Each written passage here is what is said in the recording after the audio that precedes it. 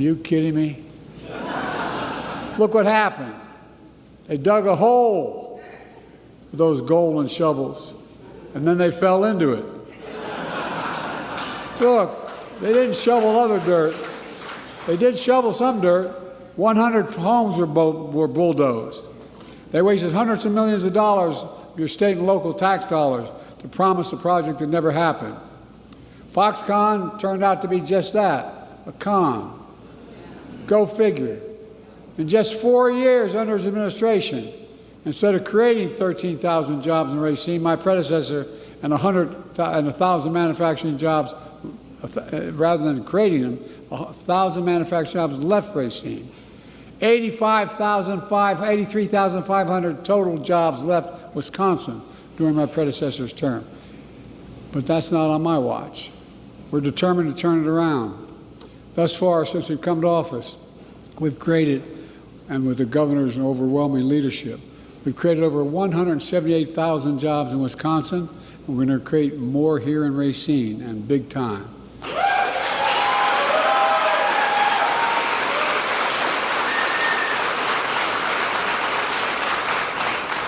Some of my friends on the far right have criticized my Investing in America agenda, which includes my bipartisan infrastructure law, the CHIPS and Science Act, and the Inflation Reduction Act.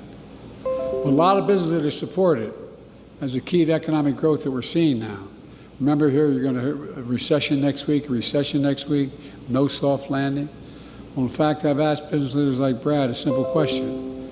When the United States decides to invest considerable resources in a new industry that we need to build, does that encourage or discourage them engaging? The answer overwhelmingly is it encourages business investment.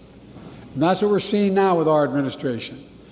My Investing in America agenda is fueling historic boom in rebuilding our roads and bridges, developing and deploying clean energy, revitalizing American manufacturing, and so much more. So far, we've created $866 billion in private sector investment nationwide, almost $1 trillion. Historic amounts in such a short time. Now it's literally creating hundreds of thousands of jobs, building new semiconductor factories, electric vehicles and battery factories, and so much more, all here in America. Today, it's another example of the private sector optimism. Microsoft, as the President already pointed out, is investing $3.3 billion to build a new data center here in Racine. That's going to help operate one of the most powerful artificial intelligence systems in the world, and I've gone around the world, literally, not figuratively, meeting with the leading architects of AI. It's going to result in 2,300 union construction jobs just to build a new facility.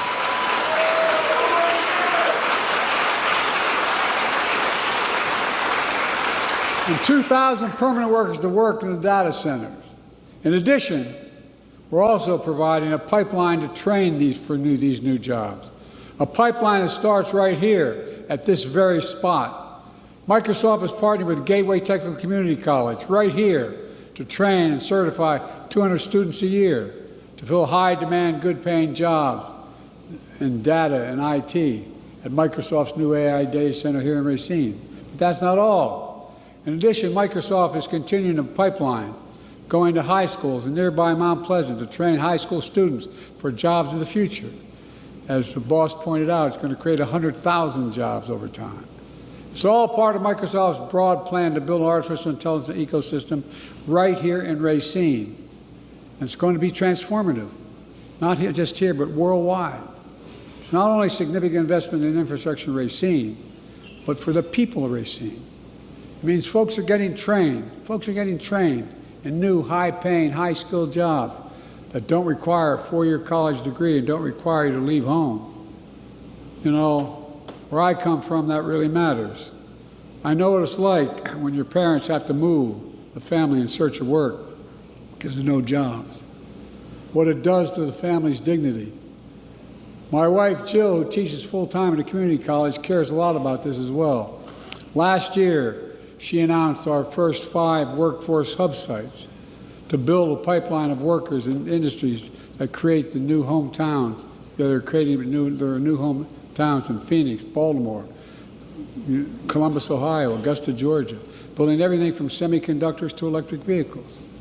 Last month, I announced 4 new hubs to continue to train workers for the jobs of the future, one of which is in Milwaukee, that trains workers to help replace every poisonous lead pipe in America in a decade and funded by the infrastructure law.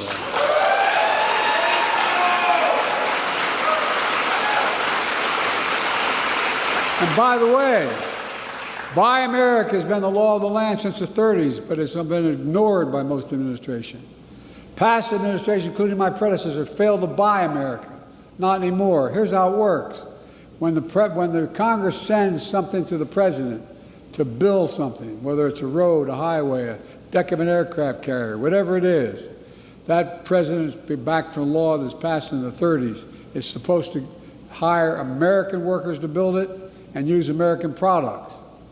Well, on my watch and Tammy's leadership, federal projects like the Bluntnick Bridge here in Wisconsin, it's going to cost $1 billion. But it's all American made, all American products, and all American workers, and it's going to create 10,000 new jobs.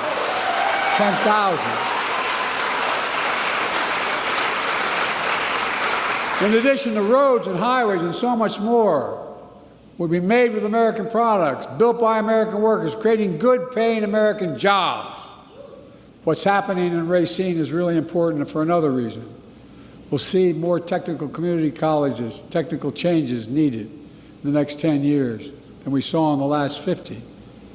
AI is already driving that change in every part of American life, from how we teach and learn to how we solve the biggest challenges, from curing cancer to climate change. America is a global leader in AI, and American companies lead the world in AI innovation and a lot of what we're going to see here in Racine.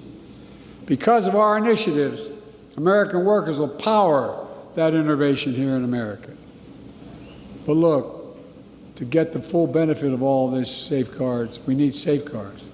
That's why, as the President pointed out, I signed the landmark executive order on which the most significant action any government has taken anywhere in the world has ever taken for AI safety, security, and trust. This order helps make sure workers have a seat at the table in determining how these technologies are developed and used. For real. And we'll support workers in every industry by defending the right to a fair wage to organize as these technologies emerge across the board, and they're going to happen. Folks, during the previous administration, my predecessor made promises which he broke more than kept, left a lot of people behind in communities like Racine. On my watch, we make promises and we keep promises. And we leave no one behind. Since I took office, we've added nearly 4,000 jobs in Racine. As I said earlier, we've added 178,000 in the state of Wisconsin.